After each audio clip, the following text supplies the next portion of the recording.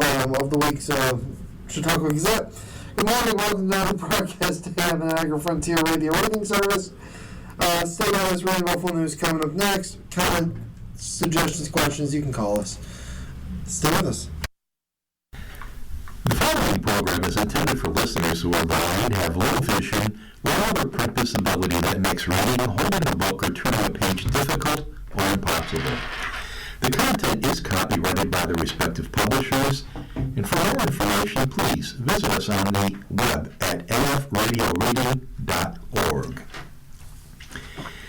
The Niagara Frontier Radio Reading Service now presents a reading of articles and features from the Buffalo News for Monday, June 8th.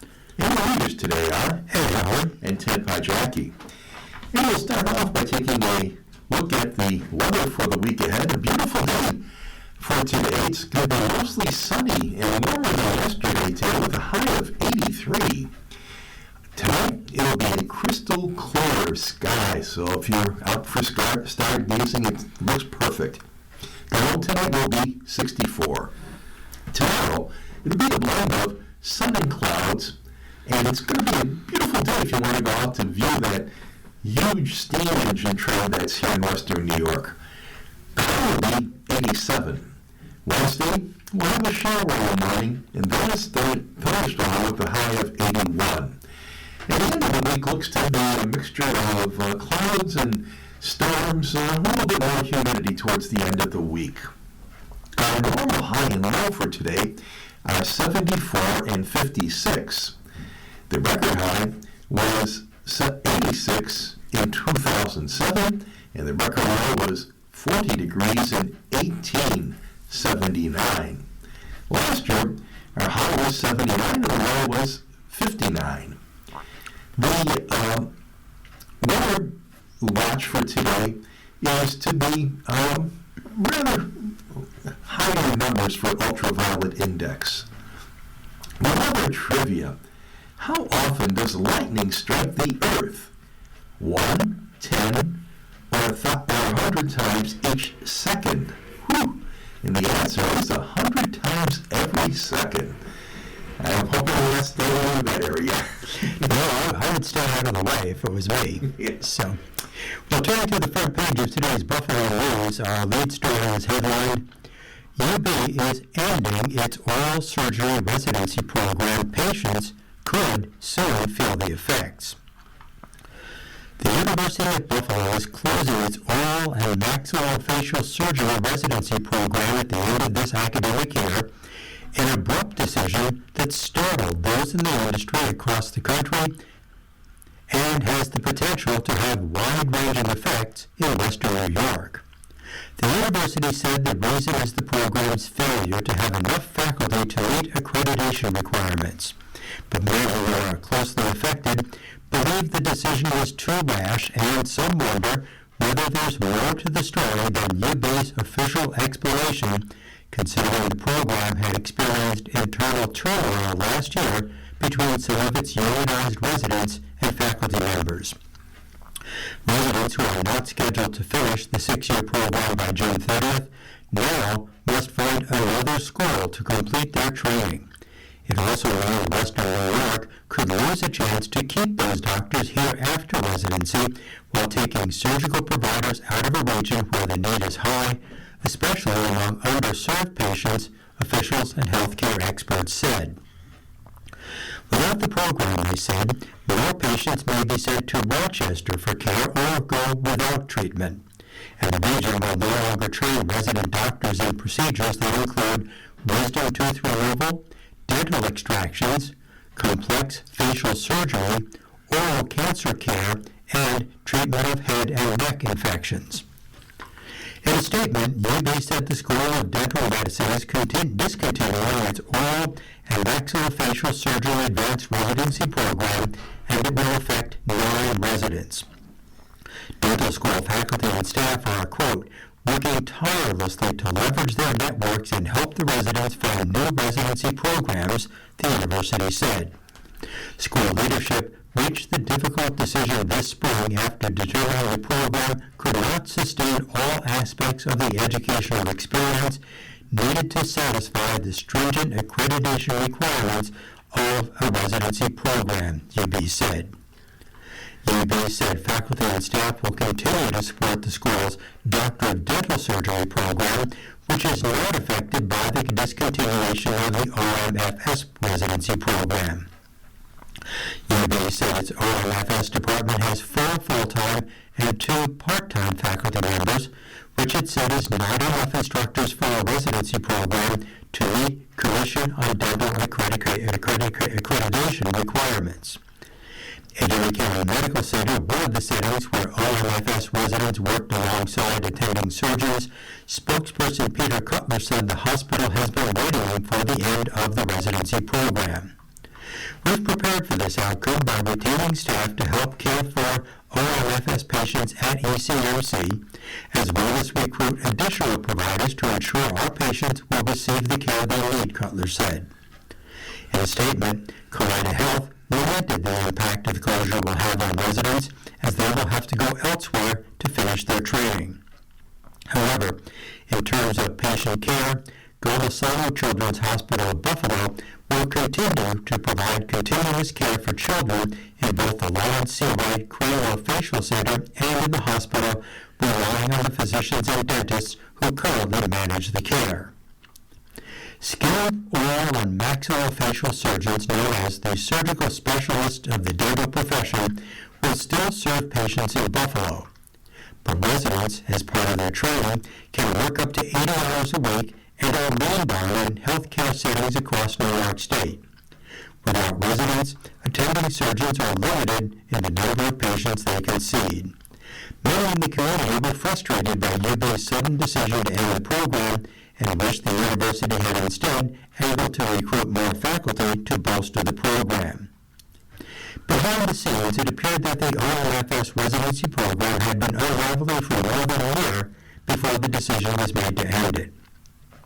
Reported problems in the OMFS residency program were detailed in a March 17, 2025 letter that the UAPD, the Union of Residents, which represents the OMFS residents, sent to Dr. Allison Brashear, Dean of the Jacobs School of Medicine and Biomedical Sciences, and Dr. Gregory Scher, Senior Associate Dean for Graduate Medical Education.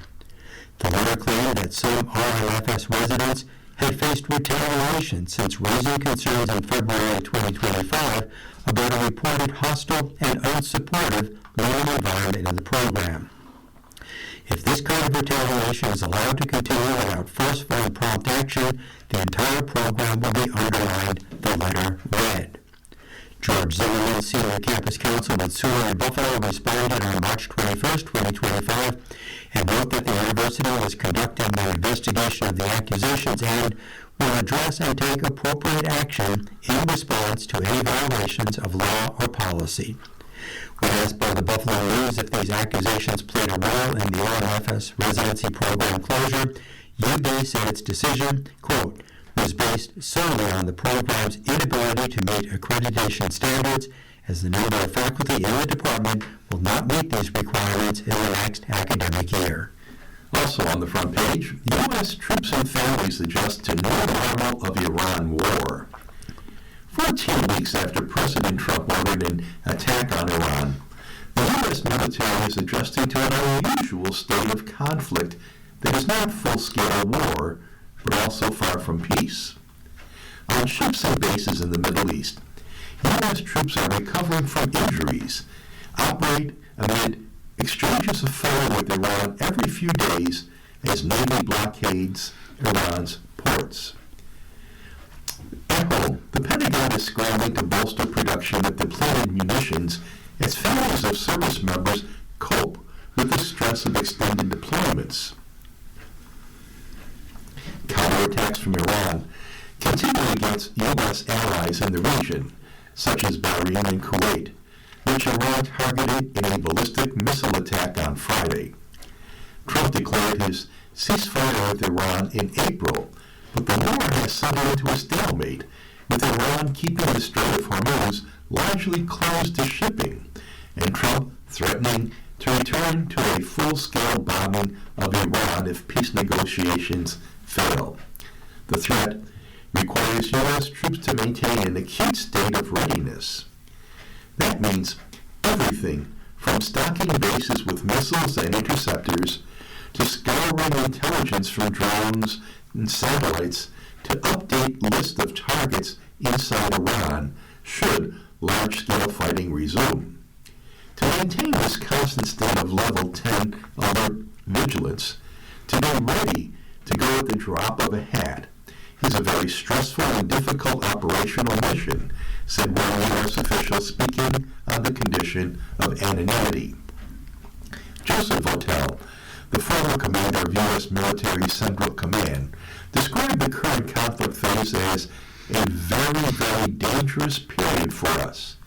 He said, keeping troops ready during the ceasefire is no small challenge. It puts a lot of pressure on leaders to make sure that people are still at their edge, Votel said. Asked for comment, Chief Pentagon spokesperson Sean Parnell said the U.S. military stands ready to support deployed troops in every way imaginable. The Department of War is proud of our incredible troops. Their courage, readiness, grit, and unmatched professionalism are why they are the greatest fighting force in human history, Parnell said.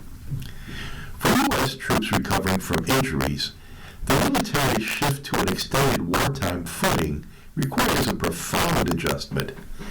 U.S. Army Reserve Sergeant First Class Corey Hicks, 37 years old, is among the wounded recovering from an Iranian drone attack at the start of the war that left him without a pulse for minutes. Punctured by shrapnel that severed an artery and fractured his jaw, Hicks is also wrestling with the impact of traumatic brain injury from the blast that could challenge him for life. It sounded like a small prop plane coming in quickly, Hicks told writers, and then it just smashed into the building and blew up. And I remember a big bright ball of flames and lots of pressure and heat, and I was out. Hicks is not the only one adapting to a new normal. Walter Reed National Military Medical Center in Maryland, where he is being treated, is coping with a new surge of combat care cases years after the Afghanistan and Iraq wars, Hicks said. Around 400 U.S. troops have been wounded during the conflict, many of them with traumatic brain injury like Hicks. Over 90% have returned to duty, the U.S. military has said. 13 service members have been killed in conflict. Families of the U.S. service members also confront stress amid confusion about what is happening during the ceasefire. Iranian state media publishes claims regularly about attacking U.S. ships and aircraft. On Friday, Iran said it fired warning shots at U.S. warships in the Gulf of Oman, an event the U.S. military denies having happened. It's just really scary not to know the details of exactly what is going on. One of the mothers of a sergeant in the reserve in California, Dresden said not to identify her son for fear of retaliation by the U.S. military. She has protested for an end to the war, which has damaged Trump's popularity. Just one of the 4 respondents in May, in a May poll, said the U.S. military action in Iran has been worth it. Dresden said her son had seen multiple attacks on his position by Iranian drones, the debris falling all around him after being intercepted by air defenses. I tend to send a text every day saying, "Good morning, son, I love you." Every so often, I get, "I love you, Mom," or "I miss you," or something like that. As the United States and Iran negotiate a potential deal to open the Strait of Hormuz, through which 20% of the world's oil transited before the war, it looks incredibly like any agreement would extend the ceasefire while delaying some of the thorniest issues, such as Tehran's nuclear program. You're listening to a reading of today's Buffalo News on your Niagara Frontier Radio reading service. The time is 15 minutes past the hour, and time now to turn to the editorial page. And today's editorial is headlined, Prevent More Tragedies. Congress should pass legislation to better protect those in Department of Homeland Security custody. Noor Ahmad Shah Alam should be alive. Both parties in Congress should agree on legislation to prevent similar tragedies. There should be no partisan saber-rattling or cries of protest when the issue concerns protecting people in government custody. Shah Alam's story is by now well known. He had been in custody and relatives waited for him to be released from the Erie County Holding Center, yet no one told him that Shah Alam had already been handed over to officers from the Department of Homeland Security. The circumstances for such transfer in February were far from ideal. Shah Alam spoke little English and was nearly blind. The 56-year-old had been through struggle as a member of the persecuted Rohingya minority in Myanmar. He and his family had been living in a refugee camp in Malaysia. After arriving in the United States, Shah Alam eventually ended up in the Erie County Holding Center. The Holding Center released Shah Alam into custody of DHS agents because they mistakenly believed he was set to be deported. It was near freezing at Buffalo Bay, and Shah Alam was dropped off by agents at a Tim Hortons wearing no warm winter clothing or proper winter footwear. Shah Alam reportedly asked to be dropped off at the coffee shop, but it was closed. 5 days later, his body was found near KeyBank Center about 5 miles from his home. His death was ruled a homicide in April. Since then, accusations have swirled about the responsibility of those DHS agents amid the Trump administration's crackdown of illegal immigrants. Reminder, Shah Alam was a refugee whose status should not have been up for debate, but the fear-induced atmosphere caused by the president cannot be dismissed even in this scenario. And where was his family in all this? Waiting for their beloved patriarch, unaware of his release. It is a scenario that U.S. Representative Tim Kennedy, Democrat of Buffalo, wants to prevent in the future. His DHS Release Transparency Act legislation would require Immigration and Customs Enforcement and Customs and Border Protection officials to notify families of detainees before they're released. The bill, as the congressman noted, requires that DHS agents make a good faith attempt on at least 2 calls to notify the person that a detainee gives as their point of contact.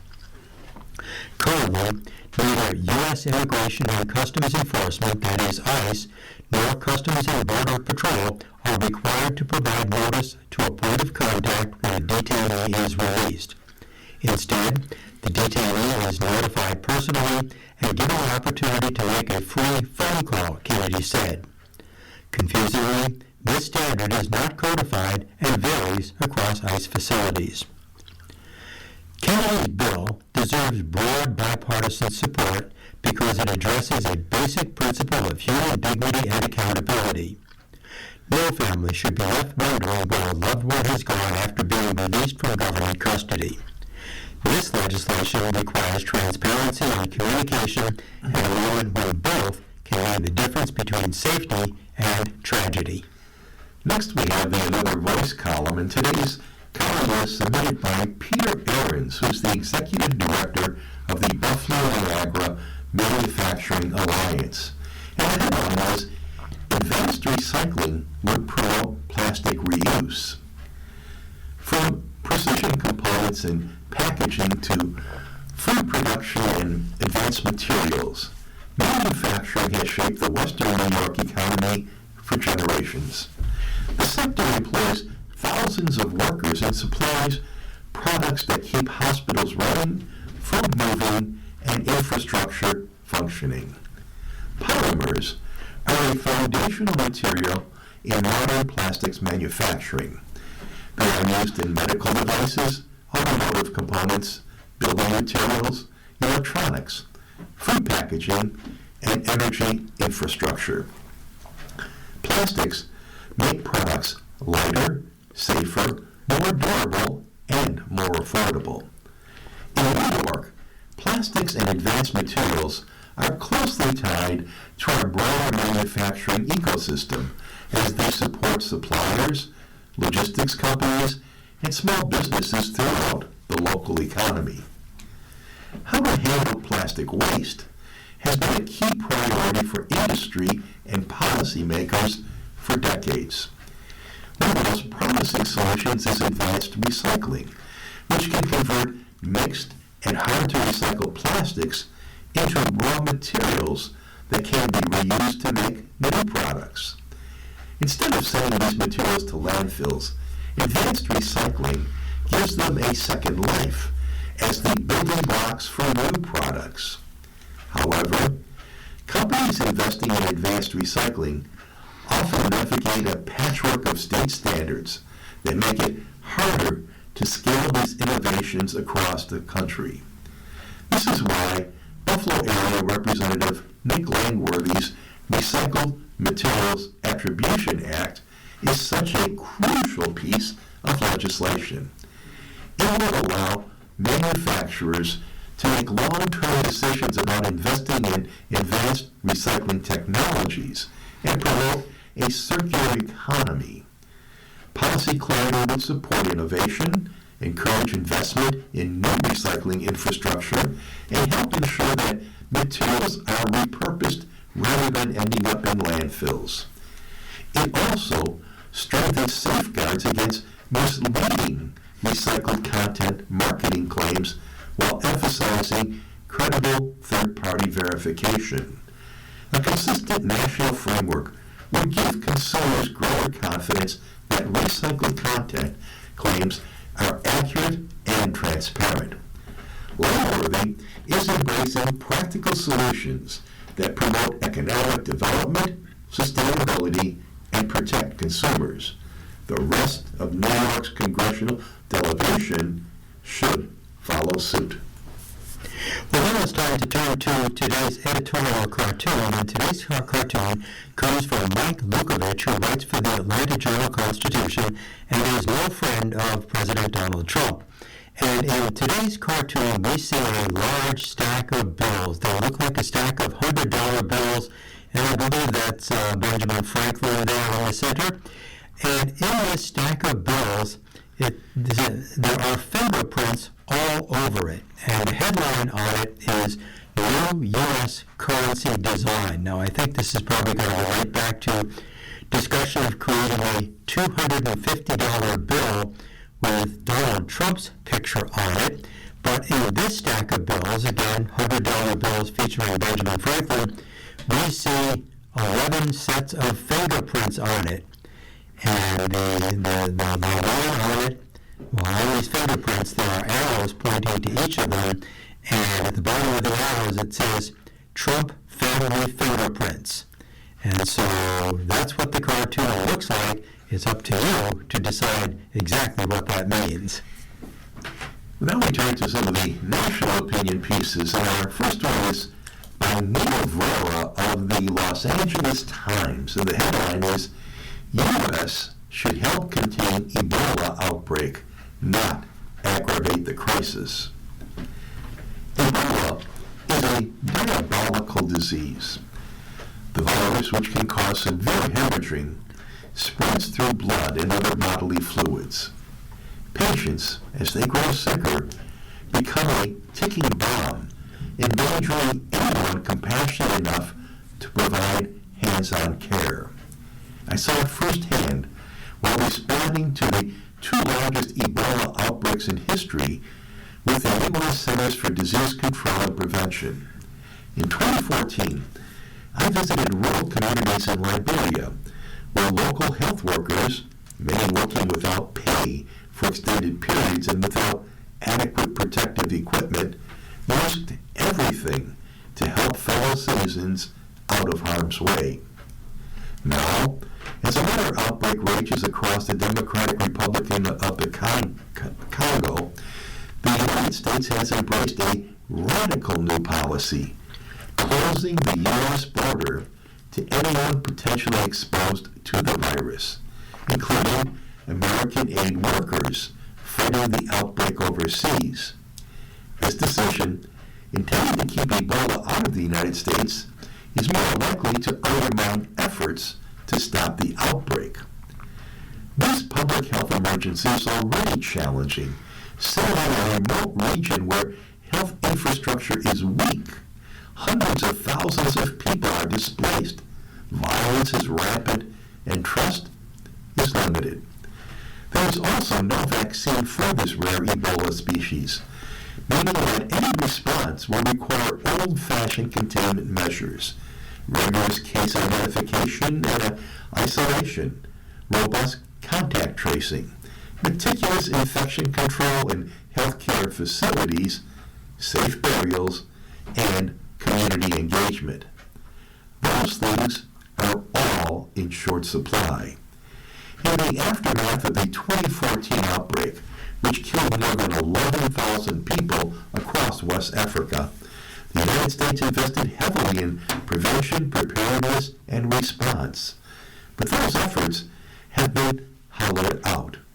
Initiatives supported by U.S. aid to conserve rainforests, which can help prevent spillovers of viruses from animals to humans, have stalled as funding has disappeared. U.S.-backed community clinics, which doubled as an early warning system, have shuttered. Federal workers responsible for protecting public health have been laid off en masse. Experts at the CDC last year were even ordered to cut communications with the World Health Organization. The situation is further complicated by new border policies imposed by the Trump administration. Any foreign citizens who have recently spent time in Ebola-affected countries will not be permitted entry into the United States. Meanwhile, all individuals with exposure to the virus will be barred from entering the country, including Americans who have been working on the front lines. These citizens will be quarantined and, if symptomatic, treated at a hastily assembled field clinic in Kenya, rather than a state-of-the-art biocontainment facility in the United States that is designed for these exact scenarios. This is a catastrophic error. Unforgiving policies encourage secrecy when we should be incentivizing transparency. Individual travelers, fearful of being stranded abroad, may be less forthright about their possible exposures. Likewise, where governments fear that reporting even a small number of cases will trigger economic isolation and travel restrictions, they are less likely to report in a timely fashion, both now and during future outbreaks of infectious diseases. South Africa, for example, suffered these consequences when it reported a new COVID-19 variant in late 2021, even though by then it was already too late for containment and a travel ban at that point was ineffective.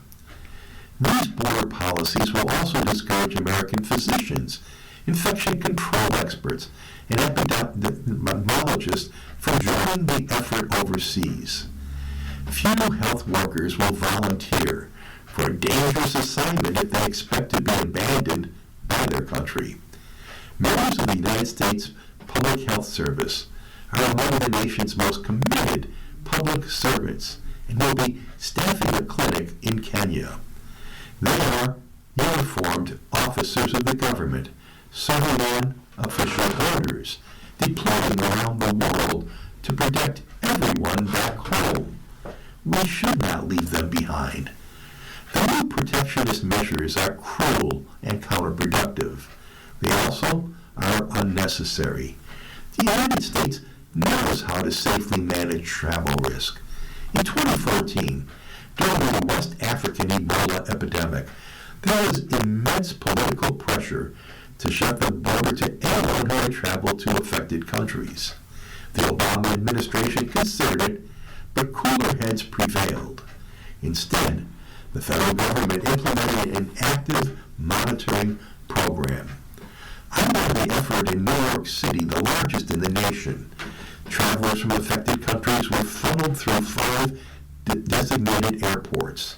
They underwent screening upon entry into the country, followed by daily monitoring through local health departments that maintain contact using special issue burner phones. Individuals at elevated risk of infection underwent higher levels of monitoring, including quarantine if needed. That approach allowed the U.S. to manage risk while still being able to support a large global humanitarian response. In moments like these, fear can make it easy to write off as collateral damage any health workers who go into a hot zone. It's much harder to see them punished for their sacrifice, as I have. I will always remember in Liberia talking with a local healthcare worker who caught Ebola in the line of duty. As his illness progressed and his demise became increasingly inevitable, he begged me to evacuate him to the United States for treatment. I could not grant his request, and he died waiting for a miracle that would never come. For decades, the United States has been a trusted partner in Ebola response. This was not only the right thing to do, but also the smart thing. It's better to stop outbreaks at their source. The current travel policy does exactly the opposite. And as the outbreak grows, I fear that our absence in the Congo only increases the probability of cases here in the United States. You're listening to a reading of today's Buffalo News on your Niagara Frontier Radio reading service. The time is 31 minutes past the hour. And with the World Cup getting underway here in a few days, our next article from Michael Graham, who writes for InsideSources.com, let's say Mr. Graham is no real fan of soccer. His headline is, "Soccer will never become our national pastime, and that's for the best." As America prepares to celebrate 250 years of kicking butt and taking names, I'm celebrating that we aren't kicking something else, soccer balls. Our victory over the Brits did more than guarantee life, liberty, and the pursuit of happiness. It also freed us of the menace of European culture. We drink tea and we drink coffee. We pushed away Parliament and penned a constitution. The Brits got to keep fish and chips, while we chose quality dental care. And our greatest victory? We got football. Britain got stuck with soccer. Soccer is a 90-minute toothache on grass, a boring contest between incredible athletes wasting their time at a tedious task. It was spread around the world via global oppression. As the British Empire grew in the 19th century, it inflicted soccer on its subjects. While the Redcoats patrolled the streets, the British television series Jeeves and Wooster forced the locals to learn about red cards and heading. So, why is America hosting the World Cup smack dab in the middle of the celebration of our national greatness? Why are my airwaves jammed with ads celebrating Third World Kickball while I'm trying to salute the red, white, and blue? I refuse to participate. When they gather in Los Angeles on June 12th to hoist the tip-off or drop the puck or whatever they do to start a soccer game, I will be turned into something much more exciting, such as the Knitting Channel or the latest video on allaboutaccounting.com. Spare me your outrage, soccer fans. I already know your arguments, or rather, argument, because when we point out how boring our game is, soccer fans' ready answer is, what about baseball? Now that's boring. Let me tell you about baseball. It's not just America's support because it rocks. It's America's sport because it was perfected here in the good old U.S. and then sent to take on the world, well, significant parts of Asia and Central America anyway. In parentheses, okay, so baseball isn't America's sport, the NFL is, but go with it, I'm on a roll. Is baseball more boring than soccer? Please.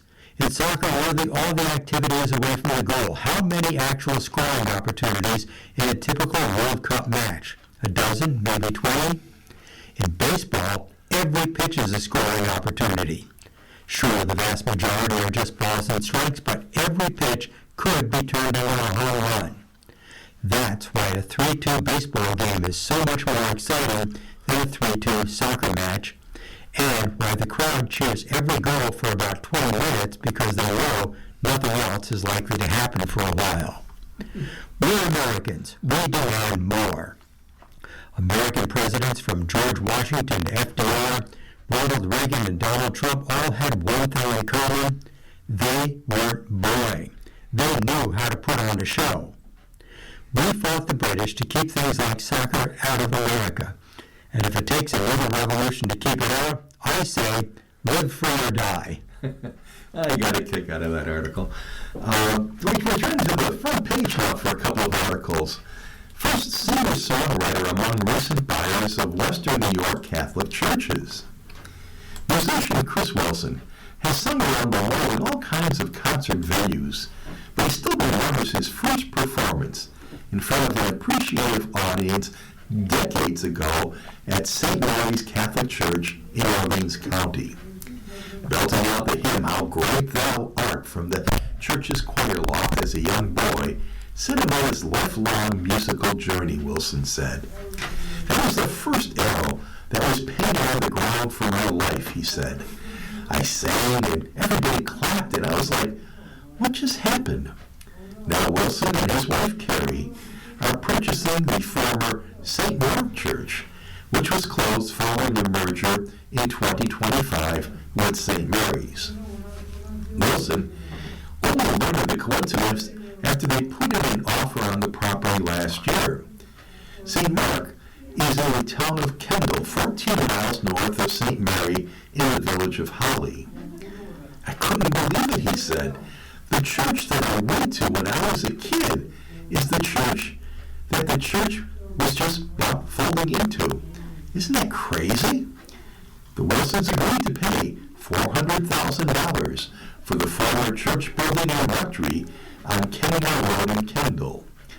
They plan to live in the rectory and use the church for One Hallelujah, which is a Christian nonprofit organization that they operate that focuses on music, arts, and education. Wilson said he envisions the church as a performance and gathering space and also a recording studio, but much will depend on what uses the town officials will allow. The deal is among 4 Catholic Church campus sales in the Buffalo Diocese that state Superior Court justices in May allowed to move forward.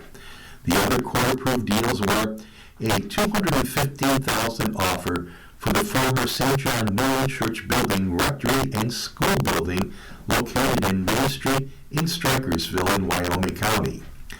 Jorgensen's Fine Line Collision is listed as the buyer.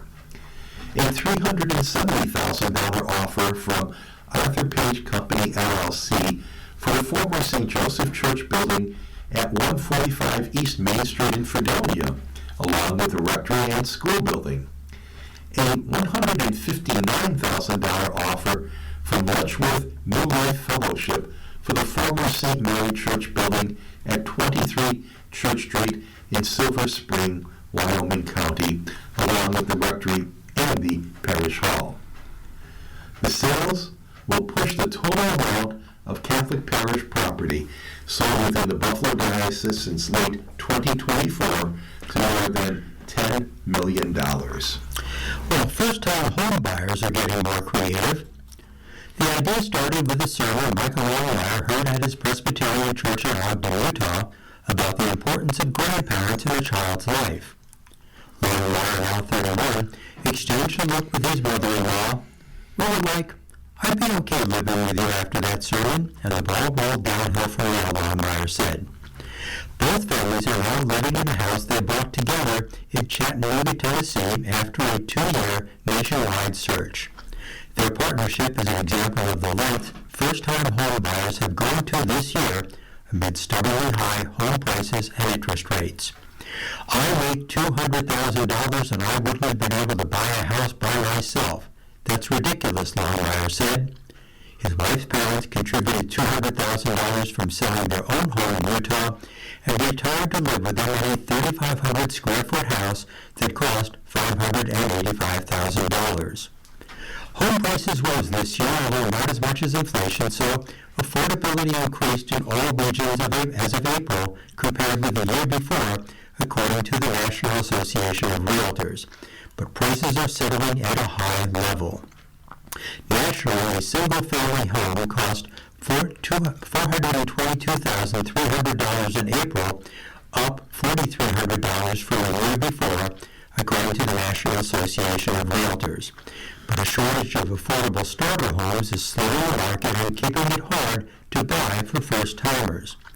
Last year, the median age of first-time buyers reached a record 40 years old, while the median repeat buyer was 62, as the housing market became dominated by repeat buyers who could sell a house at today's high prices.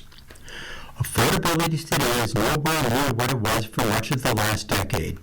Between 2009 and 2016, the typical family had about 70% more income than it needed to buy the typical median-priced house, while today it's a much smaller margin as of about 11%. For the Longmire family in Chattanooga, the partnership between parents raising children and grandparents needing their own affordable housing has worked out well. Grandparents want to live with their grandchildren, and meanwhile, parents might need a babysitter on a date night, Michael Longmire said. The story that we're telling through our life right now is that if you can work with your family, don't give in to the pressure of the world to go it alone. In Washington news, the Supreme Court is poised to rule on guns and transgender athletes. Disputes involving President Trump's policies on tariffs, immigration, and funding regulatory officials have drawn a lot of attention during the Supreme Court's current term. But the justices are also poised to decide major cases concerning U.S. culture war issues, such as guns and transgender athletes. The court is expected to wrap up its 9-month term by around the end of this month. In two major cases, it is due to rule on challenges to the U.S. law barring users of illegal drugs from owning guns, and a Hawaii law that restricts the carrying of handguns on private property open to the public, like most businesses, without the owner's permission. The nation is divided over how to address persistent firearms violence, including frequent mass shootings. The court has taken an expansive view of the U.S. Constitution's Second Amendment, which enshrines the right to keep and bear arms. During January arguments in the Hawaii case, the conservative justice appeared ready to expand gun rights again, indicating skepticism on Second Amendment grounds toward the state's law. Hawaii's law requires a property owner's express authorization to bring a handgun onto private property open to the public. 4 other U.S. states have similar laws. In terms of drug uses, the court heard arguments in March over the legality of a federal criminal statute banning anyone who is an unlawful user of any controlled substance from possessing firearms or ammunition. That provision is part of the Gun Control Act of 1968, which outlines specific categories of people, such as felons and fugitives, who are barred from possessing firearms. Trump has pursued several policies cracking down on the rights of transgender people. And the Supreme Court last year let his administration implement a ban on transgender people serving in the U.S. military, while a legal challenge is played out. The administration is backing the Idaho and West Virginia laws, which ban transgender athletes from sports teams for women and girls at public schools, including universities. And in immigration cases, immigration policy is also enmeshed in the American culture wars. The court is due in the coming weeks to rule on two major cases involving Trump policies, his efforts to restrict birthright citizenships and to strip humanitarian protections called temporary protected status from hundreds of thousands of Haitian and Syrian immigrants. The arguments in those cases indicate Trump could lose on birthright citizenship as he did in the February on tariffs, but win on the temporary protected status. Well, teachers are fairly crossing the line in teaching civics classes today. Kim Vance mulled about how others her age feel about the nation's future.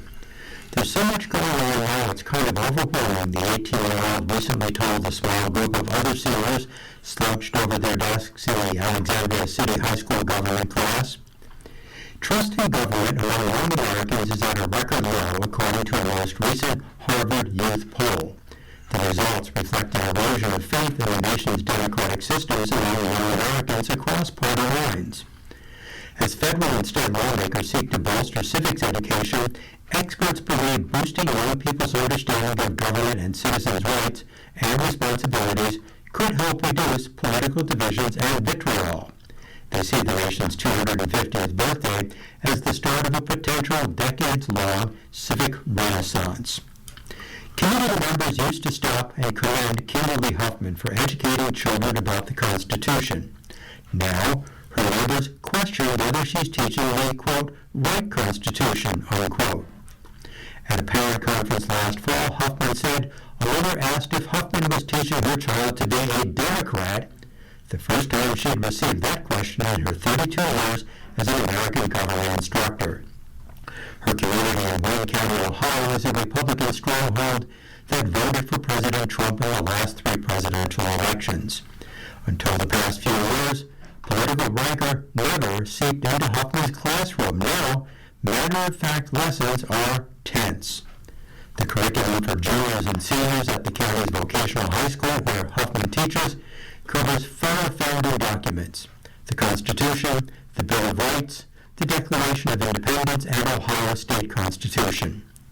Huffman sticks steadfastly to the words of the documents. She doesn't belong to either political party and encourages students to check her voter registration. Still, they routinely interrogate her treatment of topics like presidential powers. I face hints of accusations of being biased, she said. Even though I feel like I'm tiptoeing, I feel like I'm being meticulously cautious. Now, once again, we not only read death listings and obituaries at this point, but there are not in the Monday paper, but on the page where that actually is, there's an article, which I don't know if the editor has a tongue-in-cheek sense of humor. It's called Home Away from Home, which kind of has somewhat of a funeral refreshment to it. And it says whether or not a waterfront cottage you want as your main residence to resemble a retreat, here are some ways to create that vacation home look and feel. There's always an emphasis on taking advantage of the view, Einstein said. An open kitchen moves in harmony with the outdoor patio that they created. The water view definitely influenced the color scheme and the vibe they wanted. Weinstein introduced the blue hues to her customers in a timeless way. And I got to tell you, a couple of years ago, my wife and I bought ourselves some burial plots at Forest Lawn. We got them on the side of the hill overlooking Hoyt Lake. So there's some truth to that home away from home. There you go. Enjoy the view. Thank you. Well, now it's time to check our royal stars with Georgia Nichols. And if today is your birthday, happy birthday. You are intelligent, enthusiastic, and pioneering. You need intellectual stimulation in order not to be bored. This is a year of service for you, probably service to family. Therefore, take care of yourself so you can be a help to those who turn to you for guidance, comfort, and courage. Now, the stars show the kind of day that you're going to have. 5 stars is a dynamic day. 4 stars is a positive day. And we're going to stop right there because everybody is having a 4 or 5 star day today. We'll start with Aries, which is having a 4-star day. This is a wonderful day to entertain at home because people feel warm-hearted and generous to each other. Tonight, enjoy your privacy. Now, for Rhetorians, we are going to have a 5-star day today. Feelings of goodwill abound today, which is why you will enjoy the friendship of others. You'll also enjoy your involvement in groups, clubs, and organizations. Tonight, preferably, I would prefer that my 5 stars say I'm going to fix my leaking toilet, but that's another issue. For Gemini, 4 stars, you make a fabulous impression on others today. In fact, not only do you appear to be warm and gracious, you also look affluent. And tonight you're admired. Cancer, 5 stars. Today highly favors you because the moon is in your fellow fire sign, dancing beautifully with both Venus and Jupiter in your own sign. Tonight, learn and explore. For Leo, 4 stars. This is a popular week for you, and today especially, discussions about financial matters, taxes, debt, inheritances, and shared property will go well for you. Tonight, check your finances. For Virgo, 4 stars. Today it's in your best interest to go more than halfway when dealing with others because the moon is opposite your sign. Tonight, you should listen and cooperate. For Libra, 4 stars. Your efforts at work today will be met with the support from others. This is because people feel generous and helpful today. Tonight, you should get better organized. For Scorpio, it's a 5-star day. This is a marvelous day for romance, social outings, sports, and fun activities with kids. In particular, the arts will flourish. Plan for a fun outing and tonight, socialize. For Sagittarius, 4 stars. Enjoy this day in a gentler way. You might want to relax at home. In parentheses, watch the parade from a distance. Get comfortable. Take it easy. Tonight, enjoy familiar surroundings. Capricorn, you're having a 5-star day. This is a wonderful day to smooth with others. It's also a great day to learn something new or take a short trip. You're eager and curious. Tonight, you'll have happy discussions. For Aquarius, 4 stars. Financial discussions and negotiations are favored today because the moon is in your money house, dancing beautifully with Venus and lucky money bags, Jupiter. But tonight, you should check your belongings. And finally, for Pisces, it's a 5-star day. Lucky you! The moon is in your sign, giving you a slight advantage over all other signs. In addition to which, it's encouraging fun and social opportunities, and tonight, you win. I can't wait to get out of the studio now. Now it's time to take a look back at history to see what's happened on June 8th. In 632, Muhammad, the founder of Islam, who is recognized by nearly 2 billion Muslims worldwide as the chief prophet, died in Medina after he was poisoned. God, Allah, in the Arabic language, is believed to have revealed Islam's holy book, the Quran, to Muhammad. Shiite and Sunni Muslims, the religion's 2 main sects, became bitterly divided over Muhammad's rightful successor. In 1861, Tennessee became the last slave state to secede from the Union as it joined 10 other states to form the Confederate States of America, which was defeated in 1865 after much domestic bloodshed during America's Civil War. In 1949, Harcourt Brace and Company first published author George Orwell's 1984 in the United Kingdom and released it in the United States 5 days later.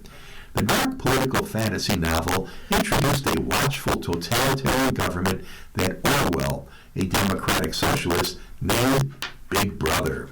In 1966, the National Football League and American Football League officials said they would merge as the NFL. In 1970, the league was divided into the National Football Conference and the American Football Conference. And finally, in 1968, James Earl Ray, an escaped prisoner accused of assassinating the Reverend Martin Luther King Jr., was captured at London Heathrow Airport. Well, in news from the District of Columbia, the United States is considering buying islands for Mauritius.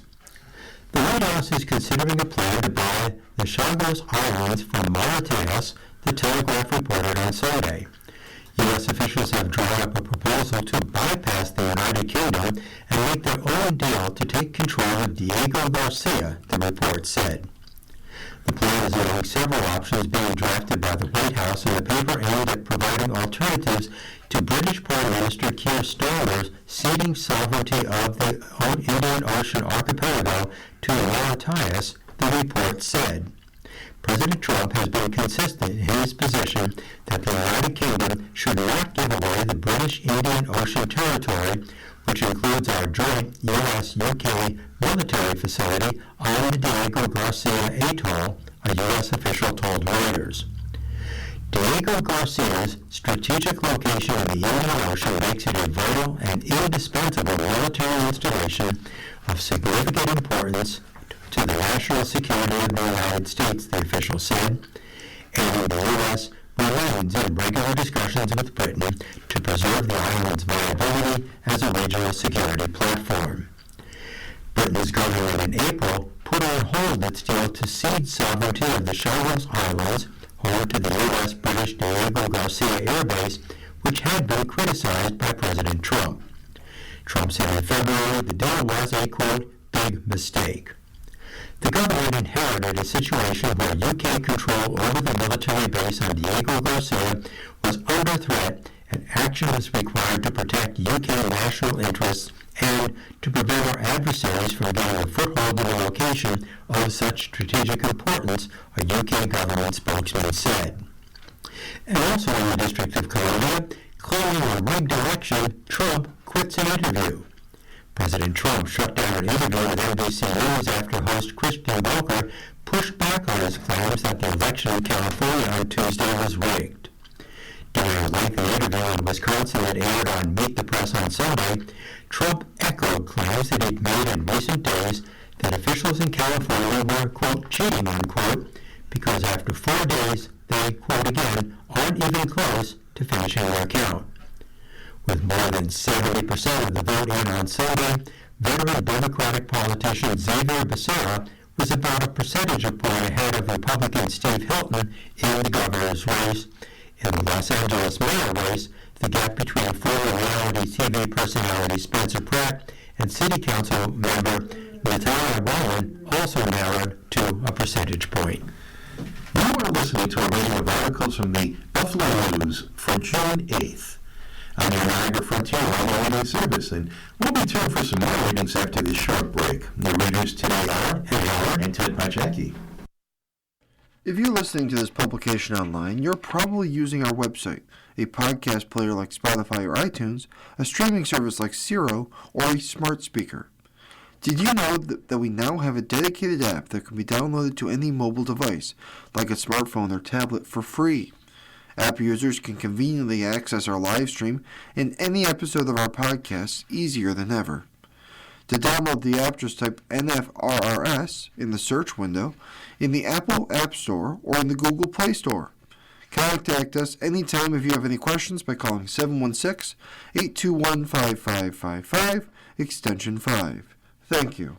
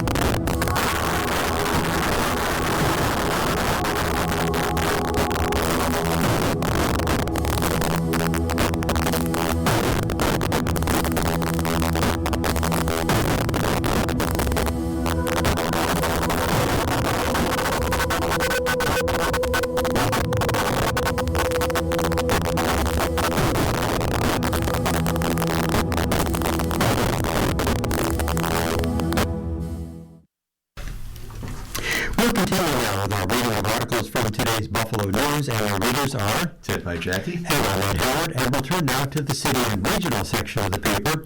And our first story is headlined, Man accused of stabbing Buffalo officer spent years in prison for a sex attack on a child. The man shot by a Buffalo police officer last month after he reportedly stabbed that officer is a level 1 sex offender who previously spent 9 years in prison for a 2009 attack on an 11-year-old girl. Authorities have not announced charges against Derek M. Harris for the May 23rd incident at Broadway and Little Street, but charges against him are expected. Harris, 35, was in stable condition as of Friday morning at Erie County Medical Center, where he has been since the May 23rd incident. He previously was in critical condition. The stabbing and shooting happened at about 4:40 p.m. after officers approached Harris, who was described to them as the assailant in a stabbing that happened on the evening of May 22nd. Officer John Simonian was stabbed twice in the torso and released from Erie County Medical Center that day. Simonian shot Harris twice in what police described as the stomach area. Harris, who also had self-inflicted cuts to his neck and chest, said, kill me," during his struggle with officers as they tried to handcuff him. Buffalo police released body-worn camera and other footage from the incident May 26th. Harris was convicted as a 19-year-old on February 9, 2010, of first-degree criminal sexual act for an incident in which the victim was an 11-year-old girl, according to the State Division of Criminal Justice Services. In that case, Harris physically overpowered the victim, who was not a stranger to him, according to records. He was sentenced to an 11-year prison term to be followed by 20 years of parole, according to the State Department of Corrections and Community Supervision. He was released on parole on April 3, 2019. He went back to state prison in September 2023 on a 1 to 3 year sentence after he committed a violation of the state sex offender registry, according to government records. He was released on parole on April 29, 2024, but returned to prison on December 17, 2025. The reason he went back near the end of 2025 was not immediately available, but he was released on parole again on January 8th. Harris is being held on charges stemming from a reported knife point robbery of a 27-year-old Lyft driver at about 10:30 a.m. May 23rd at Berry Avenue at Pullman Place. He is accused of holding what appeared to be a knife to the driver's throat and taking the driver's wallet, phone, and a bracelet, according to Buffalo City court documents. Harris faces charges of first-degree robbery and fourth-degree criminal possession of stolen property. He was arraigned Wednesday in the hospital. The incident at Broadway and Little began when officers were flagged down by a woman near the corner of Broadway and Deshler Street who said her boyfriend had been stabbed the night before. She directed officers to the reported assailant, Harris, who was nearby. As officers approached Harris, he had a box cutter in one hand and a pair of scissors in the other. Officer John Slupinski used a taser on Harris during the incident. Authorities have not announced charges in the May 22nd stabbing case. Peoples-Stokes is praised as she delivers final words on Assembly floor in an emotional send-off. Assembly Majority Leader Crystal Peoples-Stokes on Friday concluded the final session of her nearly 24-year career in the state capitol, but not before the Buffalo Democrat urged colleagues not to be silent at a time when she said people of color are being suppressed at the national level. Peoples-Stokes, the first woman and the first black woman to serve as the Assembly Majority Leader, also discussed her recovery from a recent medical procedure in saying goodbye to fellow lawmakers on the final day of the state's legislative session that started in January. At the national level, my whole being is being reconsidered whether I should even be here, not just for a vote, but to have a job, Peoples-Stokes said, referring to the threat of job loss for people who look like me. The U.S. Supreme Court recently weakened Voting Rights Act protections against racial discrimination in the drawing of congressional maps, which could eliminate districts with large populations of black voters. It hurts sometimes coming in here and hearing the debate that we have to go through when there's no regard for people like me suffering what is going on the national level, Peoples-Stokes said. And in my opinion, silence is complicity. And so, if we're friends, let's be friends all the time. And let's be friends where we can get to the place where we can say, those other folks who are in our party, that they are our friends. You can't say that about my people, even though they don't look like me. You have to be fair. Peoples-Stokes, who is 74, added, I hope that we can move forward as people who don't think of ourselves as Italian or African American or Irish or black or white, but think of ourselves as people of God who are created the same. And the reason that he created us was so that we could help other people. Peoples-Stokes spoke of her recent medical procedure, which she described as very serious, knowing that she lost some of her mobility but has since regained some. The message board in the assembly stated, thank you, Majority Leader Peoples-Stokes. Lawmakers gave her a standing ovation. She finished by saying, God bless you all. Stay safe and stay healthy. Well, still on the front page of the City Original section, our next headline is, Erie County Forester rescues trees from a chainsaw. In a makeshift nursery at the Erie County Forestry offices, dozens of little trees sit waiting for their new homes. Most of them, the maples, oaks, chestnut hybrids, and pines, were rescued, one could say, from slaughter. Why did they go out and cut all these trees down and then buy the same ones from nurseries? Asked Joshua Konovitz, the county forester. It seems counterintuitive. Konovitz has been growing the county's new salvage tree nursery by using some of the funds from a $5.2 million U.S. Department of Agriculture grant awarded in 2024. The trees are salvaged from along roadsides or under power lines being built for safety, as well as from land that is soon to be parking lots, roads, or buildings. Typically, the trees are harvested from within the county's 10,000 acres of forest land, Konovitz said. Each of the trees will go to a place that desperately needs their shade, water absorption capabilities, and beauty. Many are expected to be planted on the Buffalo's east side or other areas of western New York that lack a tree canopy. When Konovitz and his team learn of a construction and loan project beginning somewhere in the county, they head out to go rescue baby trees from being cut down. After carefully digging up their roots, the team replants the trees in buckets and nurses them until they're ready to be planted in an environment where they'll be allowed to grow to maturity. The trees rescued by Konovitz and his team are hardy natives that typically don't require a lot of work, so most survive long enough to where they can be planted elsewhere. Konovitz's method is unique. Usually the trees planted along city streets or in parks are raised from seed in a nursery. There's always the side of the road where it's mowed, and then the no-mow zone begins, Konovitz explained. At some point in the next 10 years, crews come out and mow those areas for safety and other reasons. Instead of losing all those trees, I'd just rather see us be able to do as much as we can with them. The $5.2 million USDA grant awarded in 2024 doesn't just cover the salvage tree nursery work. Other programs funded include one for incarcerated people to learn how to raise plants in a nursery at the Erie County Correctional Facility, as well as creation of a countywide tree management plan.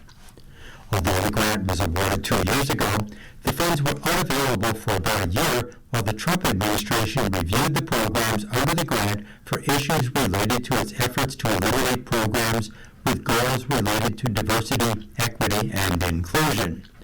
The county's tree grant was awarded under the premise that trees grown at the salvage nursery will be planted in disadvantaged communities These are areas that bear the burden of negative public health effects, environmental pollution, and economic and social disinvestment. In Erie County, the State Department of Environmental Conservation defines nearly the entire east side and west side, as well as South Buffalo, as disadvantaged communities. Western Honolulu in the industrial corridor is also considered a disadvantaged community, according to the DEC. Our next article is from the Politico Fact investigation in New York, and the headline is Gillibrand inflates total that tariffs are costing residents. After the Supreme Court struck down many of President Trump's tariffs in February, Senator Kirsten Gillibrand of New York co-sponsored legislation seeking to directly compensate Americans for the tariffs' costs. Refunds are currently being given to the U.S. businesses that paid them, but not to consumers directly. Gillibrand was one of 8 co-sponsors of the Tariff Refunds for Working Families Act, which would provide tax rebates using funds collected from the tariffs imposed by the Trump administration. Individual recipients would receive rebates of $600. Joint fathers would receive $1,200.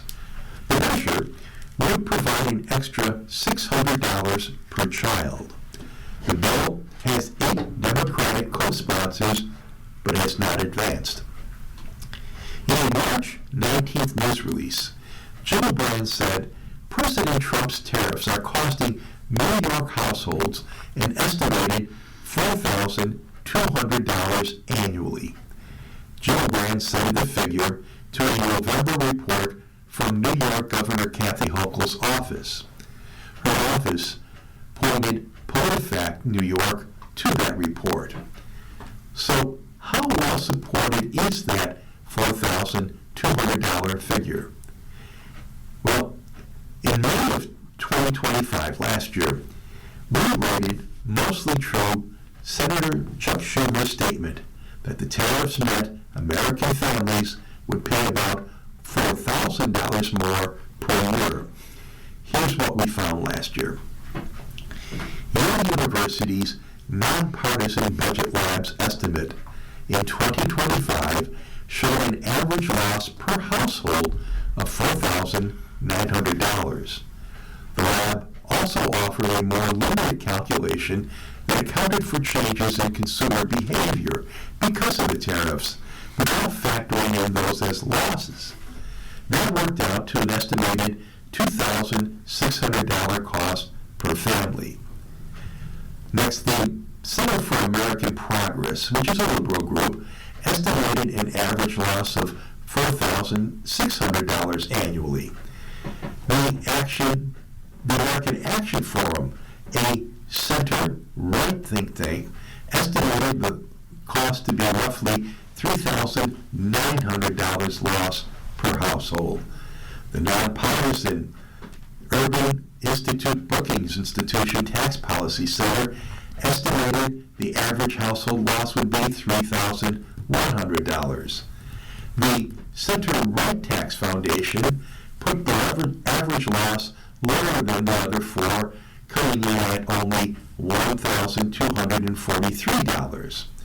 But subsequent analyses have shown more modest financial impacts, partly because Trump has lowered tariffs on China. So Gillibrand's $4,200 estimate is really no longer within that range. In February, about a month before Gillibrand's statement, we found lower estimates. The Tax Foundation estimated that in 2025, Trump tariffs contributed to an average tax increase of $1,000 per household, with a projected hit of $700 for 2026. The Yale Budget Lab estimated in November and January an average income loss of $1,700 based on consumer prices, using another measure based on spending relative to a household's income. The group estimated the median cost as $1,400 per household. And the National Taxpayers Union a center-right advocacy organization estimated in August of 2025 that Trump tariffs could cost households an average of $2,048 each year. The higher end of estimates in the months immediately after Trump imposed the tariffs in 2025 and more recent estimates are coming out significantly lower, ranging from $1,000 to $2,000 because of tariff changes. You're listening to a reading of today's Buffalo News on your Niagara Frontier Radio reading service, and the time is 15 minutes past the hour, and it's time now for sports. And we're going to start with Jay Skursky's column, and it's headline, Practicing Patience. After 6 seasons with the Chiefs, Bills outside linebacker Dana seeks a shot on the other side of the rivalry. Mike Dana's patience was tested this offseason. The Buffalo Bills' newest addition at outside linebacker is entering his 7th NFL season. The first 6 of those were spent by the team that is probably the Bills' biggest current rival, the Kansas City Chiefs. Dana was a solid rotational piece for the Chiefs since entering the league as a 5th-round draft pick in 2020 out of Michigan. He's got 2 Super Bowl rings, has played 87 career games, making 49 starts and racking up 194 tackles, 21.5 sacks, and 6 forced fumbles. He might not be a star, but he's proven to be a very capable NFL player. It was a bit of a surprise then to see him linger on the free agent market until May 11th, when he signed a 1-year deal with the Bills worth up to $1.4 million. That deal includes a $187,500 signing bonus and a $1.26 million guarantee. It's not a huge haul for a player with Dana's resume, and can be considered a bargain signing by Bills general manager and president of football operations Brandon Beane. It's just kind of waiting on the right opportunity and trying not to jump on the first available team and just being patient, Dana said. A lot of that process is just being patient. It's kind of hard for players because it gets anxious. You're in a gray area. You don't know what's going on, but you just got to have faith. We got to understand that it's going to get done at the end of the day.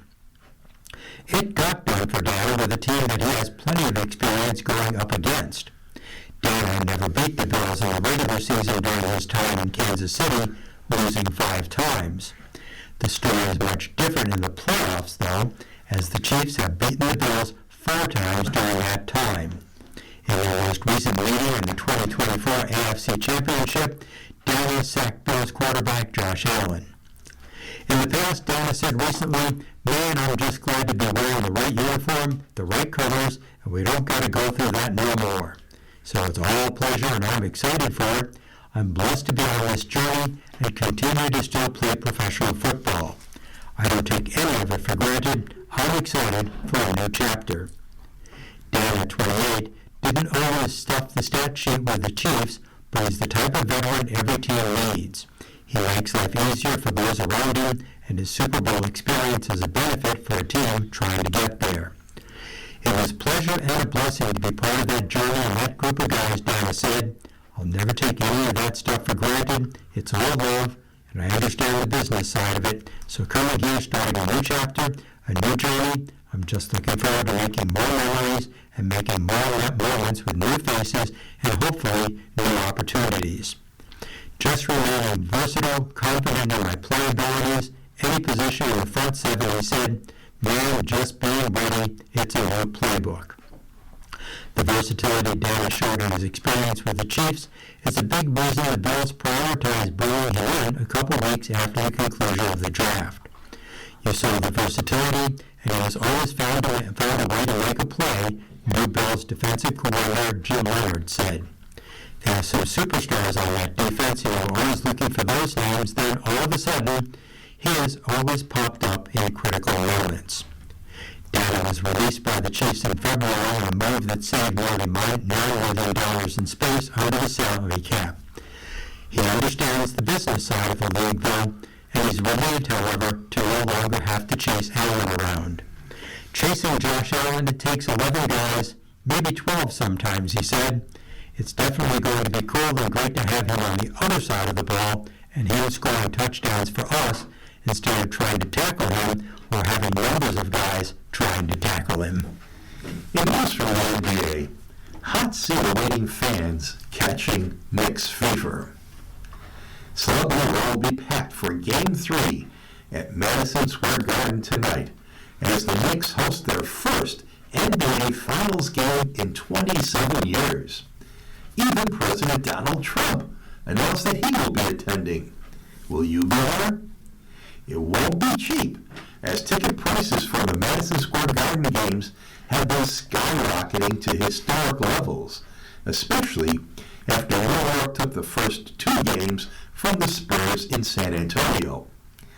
Before the NBA Finals began, the cheapest ticket to tonight's game in New York was $3,789. Again, that's the cheapest. But as of Saturday morning, the lowest priced ticket up in section 225 was over $11,500 on StubHub. If you want to get down near the court and all the celebrities, you can still pick up a single ticket in section 6D for just over $100,000. That's not a typo. $100,000. The Knicks have not won the NBA title since 1973 with the likes of Walt Frazier, Willis Reed, and Bill Bradley. If you want to be there for a chance to see history and a Knicks potential sweep in Game 4, you'll pay even more. The cheapest single ticket for Game 4 on Wednesday is nearly $14,500, while the most expensive ticket is just over $138,000, according to StubHub on Saturday morning. For comparison, Game 5 tickets in San Antonio, if the series lasts that long, are far cheaper. The lowest price ticket for Saturday's game on StubHub are just around $2,400 to around $72,000 for the most expensive floor-level seat. Road closures, bag bans, and a gauntlet of security measures will greet fans at Madison Square Garden tonight as Trump descends on the heart of Manhattan to watch the Knicks play the Spurs at home in Game 3 of the Finals. The Knicks have defied the odds by building a 2-0 head start. With nearby MetLife Stadium set to host the first of 8 World Cup matches this week, the NBA Finals have stolen the spotlight from the massive global tournament in New York for now, with even the cheapest tickets available on resale platform topping $9,000 as of Saturday night. Secret Service urged ticket holders to arrive early to the self-styled world's most famous arena that sits above the busiest transit hub in the United States, Penn Station, and will see the NBA Finals for the first time in more than a quarter century with Trump in attendance. Attendees should anticipate hard street closures in the immediate area surrounding Madison Square Gardens. A strict no-bite policy will be enforced, and we want to communicate that early and broadly so fans can plan accordingly. Attendees should also expect Secret Service level security screening similar to airport screening procedures. Train service for the local subway and Long Island Railroad commuter line is expected to continue uninterrupted through Penn Station. Trump has routinely highest sports spotlight in his second term, becoming the first sitting president to attend the Super Bowl last year before attending other marquee events, including the Ryder Cup and the World Cup Final. Well, I'll tell you, the best seat for the NBA Finals is in my living room, right across the room from a big screen TV, and refreshments are just around the corner in the kitchen, and you know what? They don't cost $18 for a beer. A lot more reasonable, isn't it? Yes, it is. Well, turning to the World Cup for a moment here, the U.S. coach likes effort despite a loss to Germany.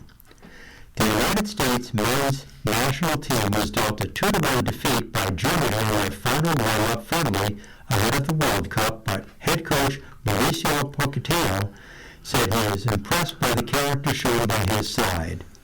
Kai Havertz headed in Joshua Kimmich's free kick to give 4-time world champion Germany a second-minute lead, but World Cup co-host United States snatched a stunning equalizer through Anthony Robinson. Leroy Sane then scored in the 57th minute to seal Germany's victory at Soldier Field in Chicago. Overall, I think it was a good performance, and I'm happy with the performance of everyone. We played one of the most important teams in the world, the U.S. coach told reporters. I think we need to be happy with that. We compete. We were unlucky. I think it was an even game. It was an amazing challenge for us to see how we react, how we show character, how we show togetherness, and how we start to play under pressure. The U.S. opens their Group D campaign against Paraguay on June 12th at SoFi Stadium near Los Angeles. We were demanding a lot of the players in the past 2 weeks. I've seen us overload the players and the team, the manager said. Now, we have to assess the load and be intelligent in a way that we're going to arrive to the Paraguay game in the best condition, fresh, with energy. News from the Major League Baseball. Misiorowski sets a velocity record. Milwaukee Brewers flame-throwing right-hander Jacob Misiorowski threw a fastball out of the strike zone that was also a record-setting pitch as he dominated the Colorado Rockies in a 7-1 victory on Saturday night in Denver. Misiorowski's low and outside pitch to Kyle Karros in the 3rd inning was 103.7 miles per hour, the fastest by a starter since pitch tracking records began in 2008. The record for the highest velocity by any pitcher in that span is reliever Aroldis Chapman's 105.8 miles per hour pitch when he was with the Cincinnati Reds in 2010. It was one of 52 pitches that the 24-year-old Misiorowski threw at 100 miles per hour or faster. That's the second best to the 57 pitches that he hurled on May 25th against the St. Louis Cardinals to set the mark and establish his then personal high of 103.5 miles per hour. The 24-year-old also set a record on Saturday with 45 pitches at 101 miles an hour or faster in the pitch tracking era. And around the league, Detroit ace Tarek Skubal threw 5 scoreless innings in his first rehab start for Silver A, West Michigan, doing touching 99 miles per hour. The 2-time Cy Young Award winner threw 54 pitches, 44 of them strikes. The left-hander had no problem dominating Dayton, recording 6 strikeouts and walking 1 while getting up only 2 hits. The Los Angeles Angels right-hander Jack Kohanovich was placed on the injured reserve with a right elbow inflammation. In a corresponding move, left-hander Sam Maragari was recalled from AAA Salt Lake. And the Texas Rangers placed veteran catcher Danny Johnson on the IL list due to a right forearm strain, and signed Elias Diaz to an NBL contract in a corresponding move. And the stat of the day, it is 20. Dodgers pitcher Yoshinobu Yamamoto and Hall of Famer Greg Maddux are the only Major League Baseball pitchers over the last 50 years to retire the final 20 batters in a game on 3 separate occasions. Yamamoto retired the final 22 batters that he faced on Saturday night. Well, You're listening to a reading of today's Buffalo News on the Niagara Frontier Radio Reading Service, and the time is now 20 minutes past the hour, and now it is time to ask Eric and deal with life's problems and Eric's advice. And the headline for the first letter here is, after getting help with training expenses, enlistee drops out. Dear Eric, a family member chose to enlist in the Marines. A party was held for him. Everybody was asked to give cash so he'd have what he needed while in basic training. Less than 24 hours later, we were told he changed his mind and decided not to enlist, which thrilled everyone. We were told now that the party was for his high school graduation and he kept the money. Seriously? Shouldn't he have returned all the gifts? We wouldn't have given him a high school graduation gift. If you're engaged to be married and you break up, the gifts are returned. A bunch of us are pissed. Are we right? Signed, Regifted. Dear Regifted, I'm not sure it's a one-to-one comparison of an engagement, but I see your broader point. It's a little audacious to retroactively change the occasion of a party after all the gifts have been given, but graduating from high school is also an important milestone that many do choose to honor with a gift. Indeed, even though he won't be joining the Marines, his next step will still require money, whether that step is further education or joining the workforce or some combination thereof. Also, by choosing not to join the Marines, he also won't be earning a salary that one earns during basic training. So, it's not like the money won't be useful.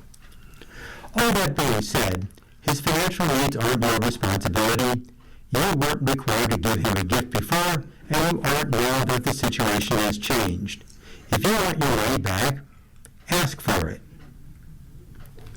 Dear Eric, I need help in settling a Seinfeld-esque scenario and who, in parentheses, if anyone, close parentheses, was in the wrong.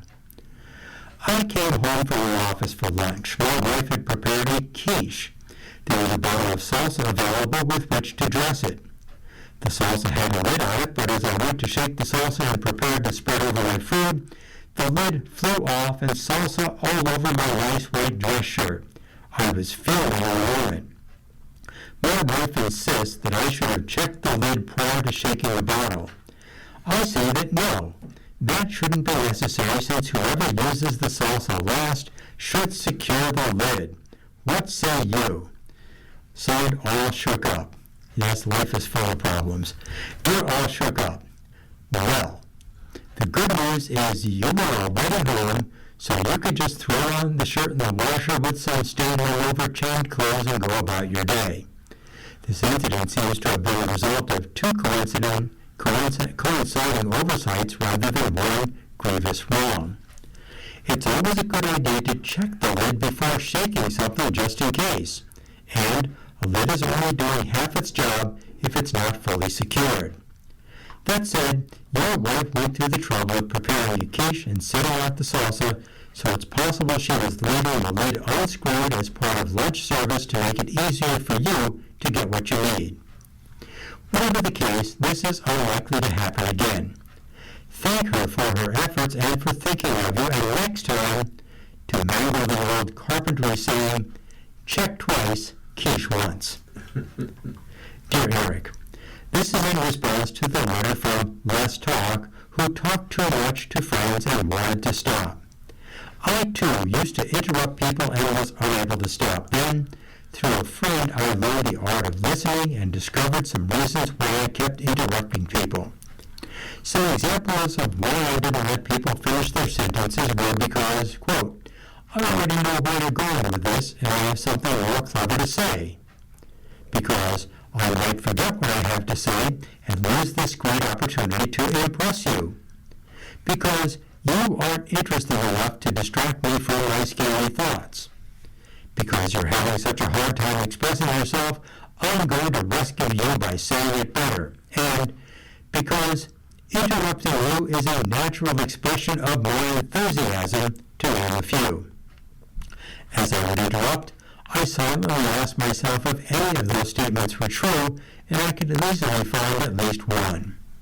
Slowly, over time, I learned the art of listening, and I think I am much easier to be around. I hope anyway. Silence is truly a virtue, said a listener. Dear listener, this level of self-awareness and self-examination is really wonderful. I like that you don't judge yourself too harshly and instead are approaching your actions and your motivations with curiosity. That curiosity then gives you the space and the grace to make a change. Thank you for sharing, and in parentheses, and for listening yourself. I think that guy with the salsa didn't have a 5-star day that day. I don't think so, no. Our first life feature article is about health care, and the headline is A New Shot at Life. When Ada Gibson Taylor was 6 years old, she and her mom went to a children's birthday cookout.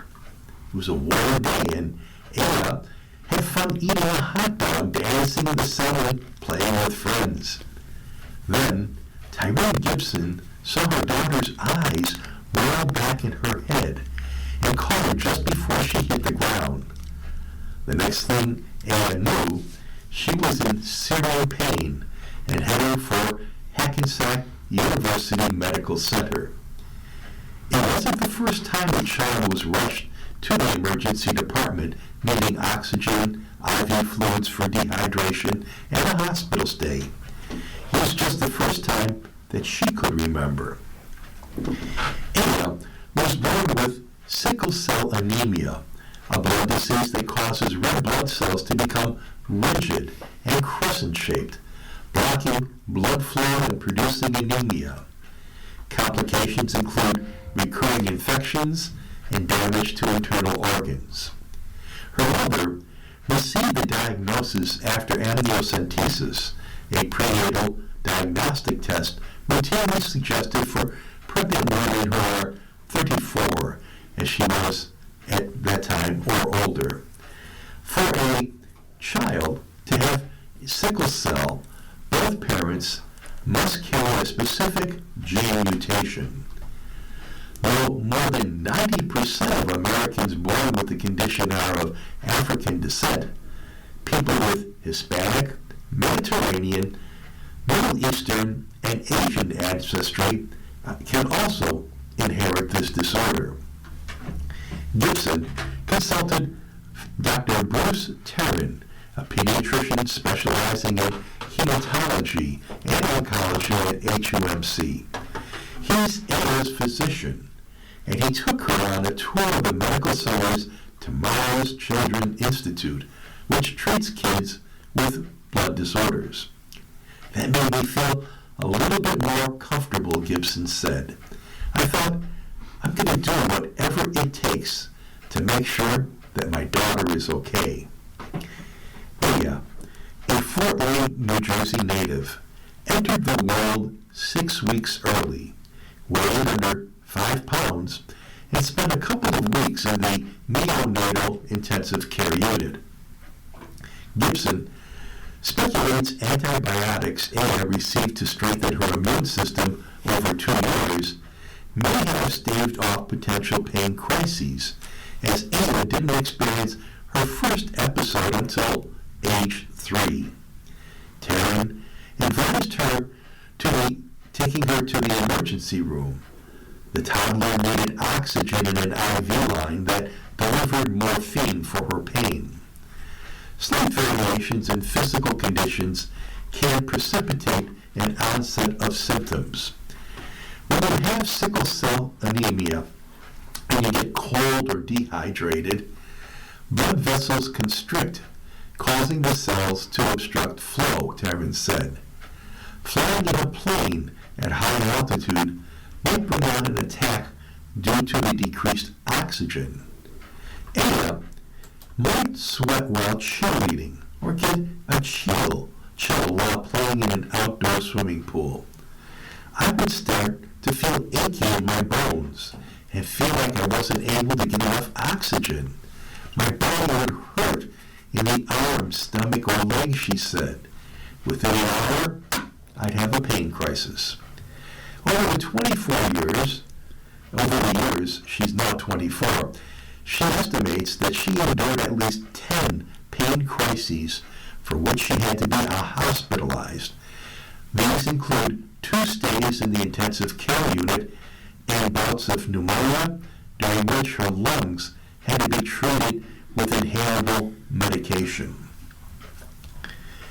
When Anna turned 9, she told her mom she wanted to cure her sickle cell anemia, not just manage it. Mother and daughter were at HUMC for a routine blood check when they overheard Dr. Alfred Giglio, a pediatric hematologist-oncologist overseeing children's bone marrow transplant trials at the hospital, discussing the procedure with another patient. I went up to the doctor, Aya recalled, and said, "Why not me?" After reviewing her records, Giglio gave her an answer. She didn't qualify for a bone marrow transplant through his program.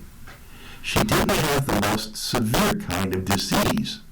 Transplants carry risks, and doctors hoped her symptoms could be managed medically.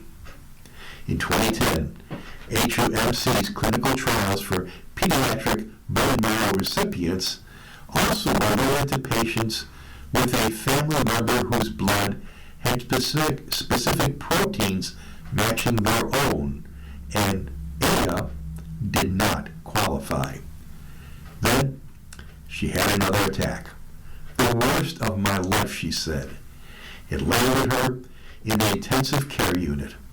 She developed acute chest syndrome, a life-threatening complication that injured her lungs and made breathing very difficult. And she had to stay in the hospital for over a week. Shortly thereafter, the bone marrow transplant team opened up their clinical trials to patients who needed non-related donors. Now, Aya was a candidate. Taryn filled her in on what to expect, much of which would be not pleasant, he said. The patient needs to tolerate the transplant. She needs family support and has to be able to cooperate to avoid infections after chemo when she's severely immune suppressed. She has to be able to take all of her medications. She also has to be able to have 15 vials of blood drawn to find the right donor match. At 10 years old, Aya feared needles. I freaked out, she said. Giglio decided to try again in 6 months. This time, the blood work went smoothly.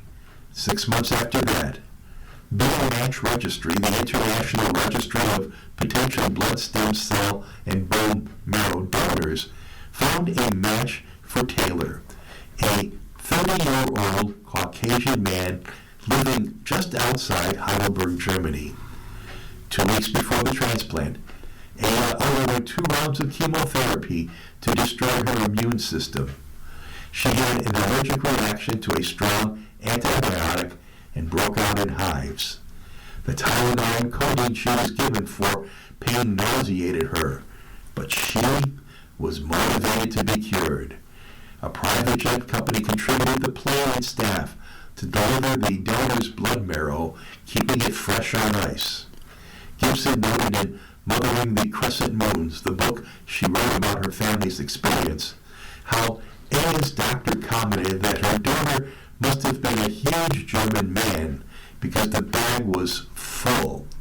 A priest prayed with the family before the transplant. On August 1st, 2012, the donor's blood marrow was infused into Aya through an IV line.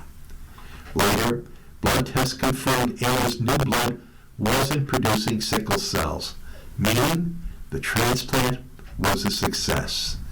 I said, "This is a miracle," Gibson recalled. Still, Aya had to take 15 medications a day orally and through a port that was placed in her chest. She lost her hair and had to take steroids so her body wouldn't reject her transplant. I had to wear a wig, and I was bloated from the steroids, she said. People would ask why I looked like that. By 8th grade, she was off her steroids and back in school, feeling much better. In high school, she ran cross country, played basketball, and was a cheerleader again. she could get into a swimming pool without fear.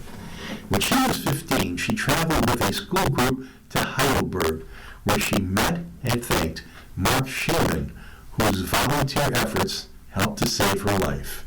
In July, she became a first-year student at the Hackensack Maryland School of Medicine in Clifton, which is affiliated with the institution that healed her. My journey around healthcare and doctors and seeing how illness affects patients, she said, made me want to become a doctor and help other people. Well, Ted, sometimes we say we feel like we're in a fog, and according to our next article here, there's a lot more going on in that fog than we might realize. Scientists find bacteria in clouds that help clean the atmosphere. A new study is changing the way we think about fog. Turns out it's not just an amorphous blob of water droplets. We found that millions of bacteria inhabit fog droplets, according to study co-author Farron Garcia-Pickle of Arizona State University in an email. In fact, the research team found that bacteria floating in tiny fog droplets are alive, growing and breaking down pollutants in the air. Not only are they there, they are actively consuming atmospheric pollutants and also likely growing in them. Fog is a habitat, he said. Now, the fog is not alive in the same way that the ocean is not alive, but like it, it contains active forms of life. So why study fog? There are myriad reasons to study fog, according to Garcia-Pickle. First, fog is a widespread atmospheric phenomenon that affects the land where it forms. It can reduce visibility for transportation or air traffic. It can become a source of water that drives entire ecosystems. It can be a source of drinking water for some, and it can allow certain atmospheric chemical processes. But one bacterial group stood out. According to Arizona State, one group of bacteria stood out from the fog samples methylobacteria. Methylobacteria consume simple carbon compounds, including chemicals such as formaldehyde. Formaldehyde is a common pollutant that adds ozone to ozone smog and harms human health. According to a statement from Arizona State University, the team found that fewer than 1% of fog droplets contain bacteria, but averaged together, they represent an astounding amount of life. When you take all the droplets together, the concentration of bacteria is the same as in the ocean, Garcia-Pickle said. A thimble's worth of fog water has about 10 million bacteria. The next article is entitled Storybook Summer, and it's about having kids keep reading during the summer break. Summer vacation gives your child a much-needed break from school, but it's important at the same time to avoid the slide or the brain drain, that learning gap that opens when kids spend long periods of time away from the classroom. Not only can reading be a fun leisure activity, it can keep your child's skills sharp during the summer break. Research shows that spending time with a favorite book builds brain pathways that are essential for language, social skills, and emotional well-being. Here's some ideas to keep your children focused on fun and discovery.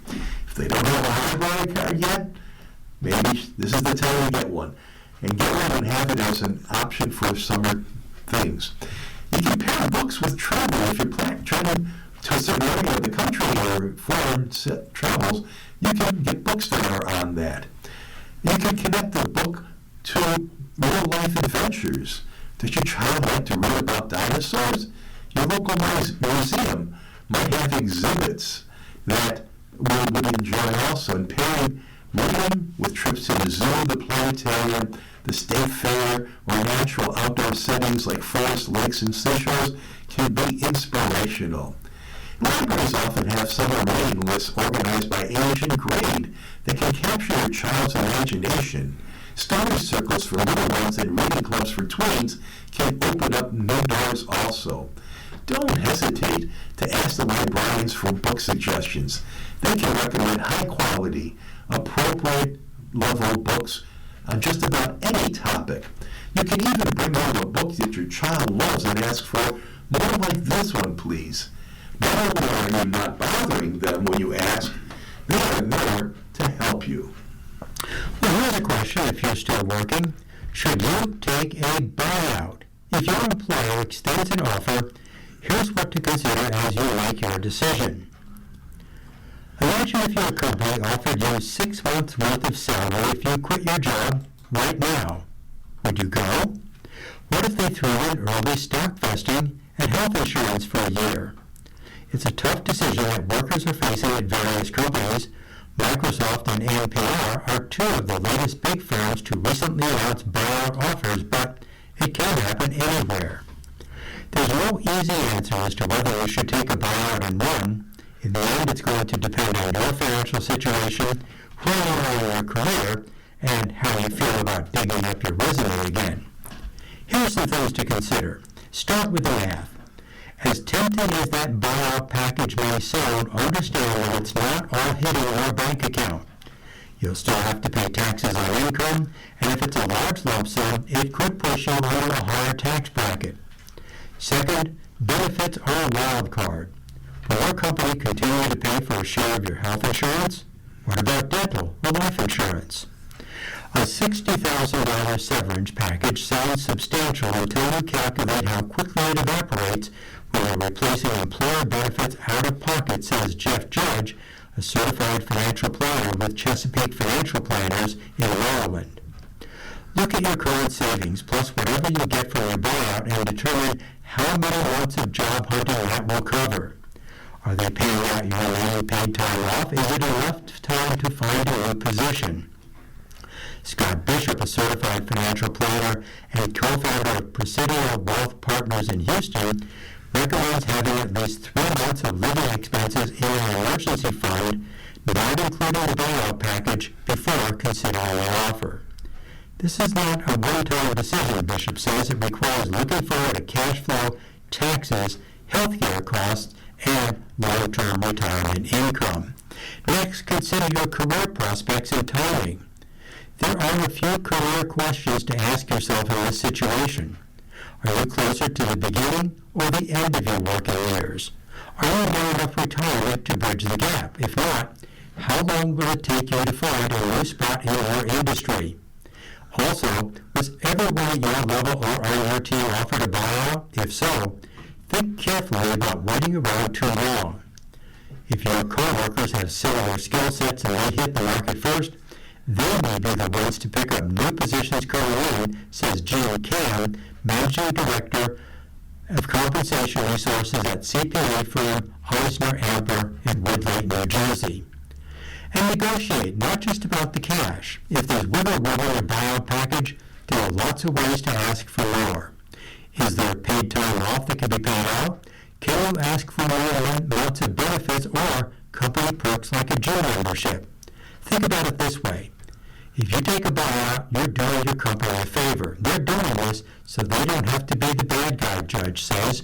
You're saving your employer that uncomfortable decision. And finally, take your time. Leaving a job is a big move and not one to be taken lightly. However, much time you have to decide, use it wisely. I've rarely seen someone regret taking a buyout if they spent 2 weeks analyzing, Judge says. I've seen plenty regret the ones they signed in 48 hours. And just a quick note before we close here. I saw that yesterday more than 1 million people attended the Pope's Mass in Madrid, Spain. And it says here, throngs of people pressed the barriers, waving flags and shouting, "Long live the Pope," as the Pope arrived in his white Pope-mobile. Some tossed flower petals as he arrived. Some 1.2 million people were on the square, surrounding the streets. And I wonder how many of those people were really praying for their soccer team as the World Cup begins this week. Everybody has their priorities. I don't know what side God is on. Right. The Pope blessed us. Hopefully he's looking over a safe tournament. Hopefully. You've been listening to a review of articles and features from the Buffalo News for June 8th. We read the Buffalo News live on weekday and Sunday mornings at 9 a.m. and we broadcast at 4 p.m. For more information, call 716-821-5555. Your readers today have been Ed Howard and Mindset by Jackie. Thank you for listening. Have a wonderful day, and go World Cup team. Go America! If you or people you know shop at any of the Dash's supermarkets, please save Dash's register tapes for radio reading. Our agency receives $2 for every $100 in Dash's register tapes. Radio reading has raised thousands of dollars so far. Anyone can drop off their Dash's tapes to the Niagara Frontier Radio Reading Service at 1199 Harlem Road, Cheektowaga, between William and Clinton Streets. Or Dash's tapes can be mailed to the Niagara Frontier Radio Reading Service at 1199 Harlem Road, Cheektowaga, New York, 14227. Any questions on Dash's tapes for radio reading? Call us at 716-821-5555, and thanks for caring.